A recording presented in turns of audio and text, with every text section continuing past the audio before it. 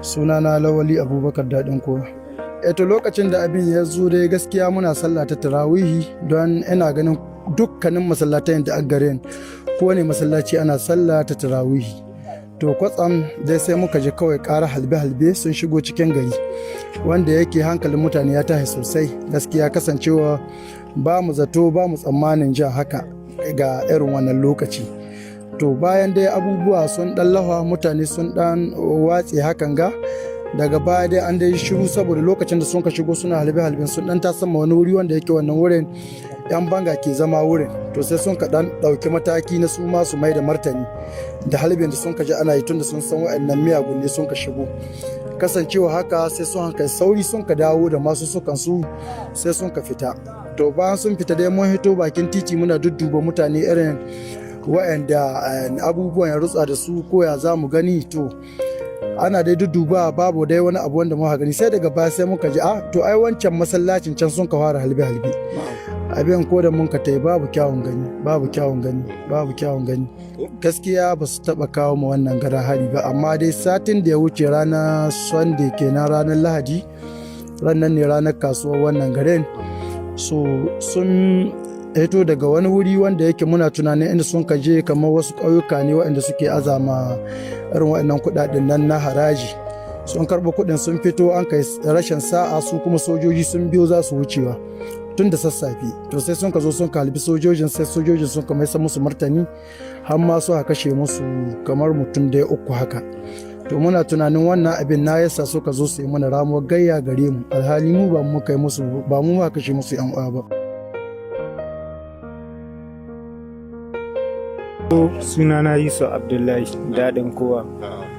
Mun gabatar da sallar isha'i mun gama sai muka tsaya bancin mun gama addu'o'i sai muka kwalla tarawih bancin mun yi tarawihi sai muka yi raka'a biyu muka sallame muka kwalla raka'a ta 3 zuwa ta 4 raka'a biyu muka yi to bancin mun shiga ta biyu mun shiga sallah ta biyu sai muka yi raka'a ta 1 mun shiga raka'a ta 4 kenan za mu sallame muna ƙarshen ta ya gama Fatiha ya shiga sura da kai bai wuce aya 2 ko 3 a saurawa ba mu duka sai sun ka bude mana wuta ko da sun ka shigo mutum biyu dai mutum guda tsaya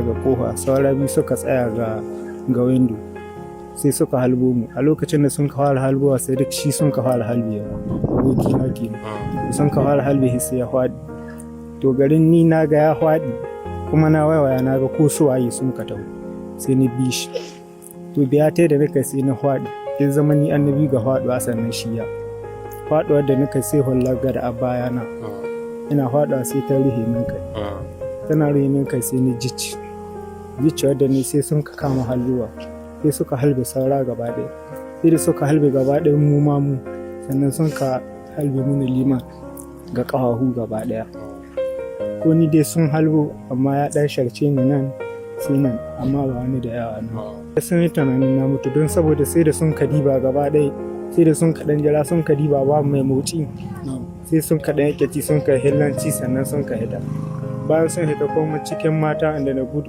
sai suka kyare ta wancan ta sheka tana da farin hijabi da yake da rina sai sun ka halbe ta baya hito nan ta gaba bayan haka kuma akwai guda shi ma da sun ka halbe ya fada can bayan rijiya shi ma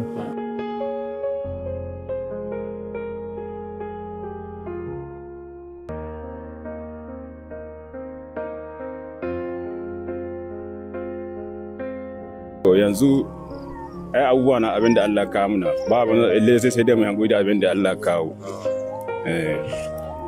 saboda abubuwa na gasan sun riga sun to mana kai tsaye abin da annan sai dai mu hankali da abin da Allah kawo muna da cije lokacin da wannan al'amari ya faru wannan ran lakura daga wani yanki kuke tunanin sun fito to yankin da sun ka hito da gabacin nan sun ka hito inda suke zama na wani gari kenan misali kamar nan dajin da a wajen su sabon birni haka daga can ake samu sun fito daga can muka damani sun ka hito sun ka same mu nan to kamar su kimanin suna ne maharan da suka zo suka kama wannan garin hali ana ganin suna kai mashin biyan nan da ƙarshe ko wani kira da za ka yi zuwa ga gwamnati don ta kawo muku ɗauki akan wannan al'amari? To akwai, Na mun kira za ka yi. saboda kenan zan yanzu a halin da ake ciki kaga ko yanzu lokaci muna sallah kaga cikin ɗarɗarɗar muke, Na'am. amma yan haka muna ma'aikata kaga muna samun mu samu kwanciyar hankali, amma yanzu koyo shi cikin ɗarɗarɗar muke in lokacin sallah ya yi, tunda yan ba lokacin sallah ba mu da ba su kai mana irin wanga ɗauki haka, saboda ya zan kwana cikin masallaci sai sun ka wani amfani da wannan dama.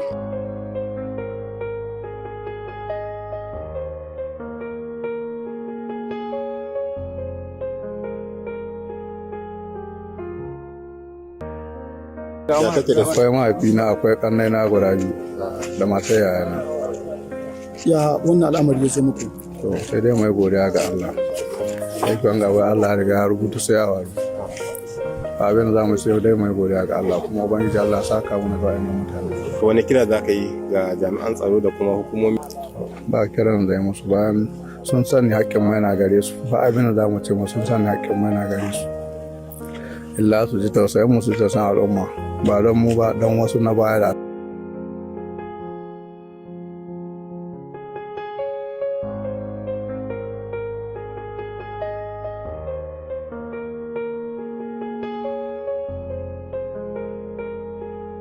sunana Abubakar a suna daɗin kowa.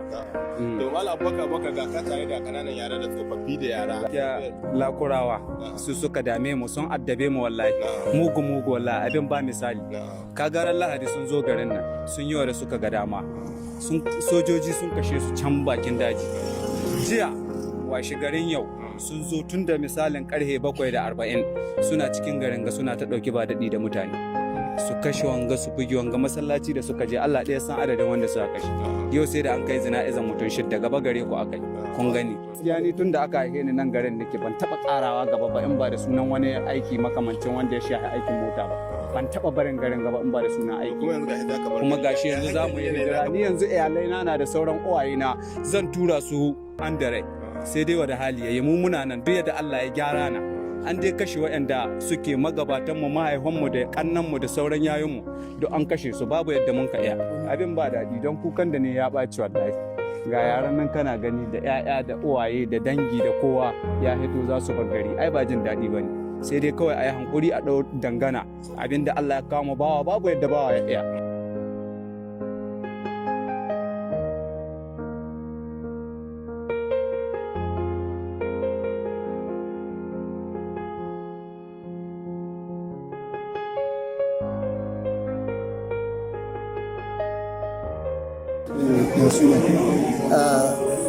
أعوذ بالله من الشيطان الرجيم بسم الله الرحمن الرحيم صلى الله على نبي الكريم السلام عليكم ورحمة الله تعالى وبركاته. sunana Alhaji Muhammadu Aliyu daga Uban Kasa Andare. Ranka daɗe, a jiya an samu wasu ɓata gari mahara su kawo magarin daɗin kowa hali a lokacin da al'umma ke gudanar da ibada sallah. Da mu so mu ji yadda al'amarin ya zo kuma da yadda ya faru daga gare ka. A ganin gaskiya wannan matsala ga rahoton da na samu ta faru ne lokacin ana sallar tarawih a wannan masallaci na bakin wannan asibiti. Da shike ga bayanukan da duk suka bani saboda muna nan har misalin kusan karfe 12 na dare a lokacin da na babu taron mutane da yawa kamar yadda aka saba cikin masallacin, don sai mana bayani kila ba a wuce mutum 10 ko mutum 12 cikin masallacin. Wannan bata gari suka laɓaɓo suka zo ta taga da ƙohohi suka yi ta buɗe wuta, wanda shike daga bisani dai bayan sun wace wasu sun kama haya, wasu sun yi cikin gari, kuma daga can su kuma ana sallah aka yanke sallah, yan banga suka doko makamai su ma suka binga sai suka fito suka yi ta gudu, wanda shike daga ƙarshe ko da aka zo sai aka samu mutum 3 matacci, wanda suka mutu. Sauran mutum 5 suna waɗanda an ka doka ko a kai asibiti. daga cikinsu kuma sai aka samu still mutum 3 Allah ya musu rasuwa can asibiti. Sauran mutum 2 din sai aka ɗauke su aka yi can Federal Medical Center da su. Yanzu haka halin da ake ciki suna can birnin Kebbi Federal Medical Center suna karɓar magani. Tsakanin waɗanda suka rasa rayukansu da waɗanda suka jikkata jinsin maza ne kawai ko maza? Akwai har da mace ɗaya, namiji 5 mace ɗaya, mata aure mace ɗaya tana da shi. Ranka a matsayinka na babban kasa na wannan yanki, wani kira za ka yi ga gwamnatin jihar Kebbi da ta tarayya da kuma hukumomin tsaro ganin cewa an kawo ma wannan garin dauki da kare jami'an tsaro? Alhamdulillah da yake jiya dai ba da sanarwa ga shi mai girma chairman na local government ga abin da ke faruwa, shi kuma ya tuntubi mataimakin gwamna ko gwamna kai tsaye kuma da umarni cewa an ka turo sojoji mota 3 suka zo, kuma still suna nan kuma za su ci gaba da zamana. Ko can da muna da wani base wanda yake akwai mini point na abin ga kwarikwasa wanda yake sojojin su ma suna daga cikin waɗanda kuma suke tallafawa. Wannan abu dai ya samu asali kasan idan an ka ce maka mutum jahili na ko kuma halakakke na kamar yadda yake gani yake do abin da ya a wata dama ta gare shi.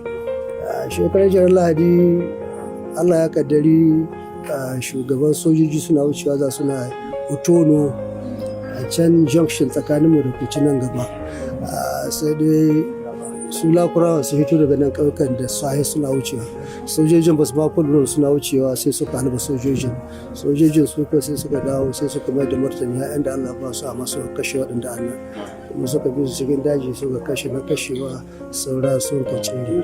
Shi na wannan yadda sun ka doko sun ka aza mutanen garin daɗin kowa wanda yake su ba san ko abin da ya faru saboda sai daga bisani aka ce ai ga can da sojoji da lakurawa ana abin ga ana fada.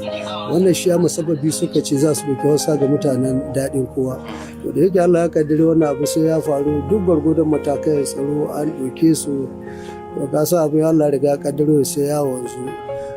Da yake mun yi ta muna ba da shawara irin hakan ga ya faru tun da an riga an san halin su.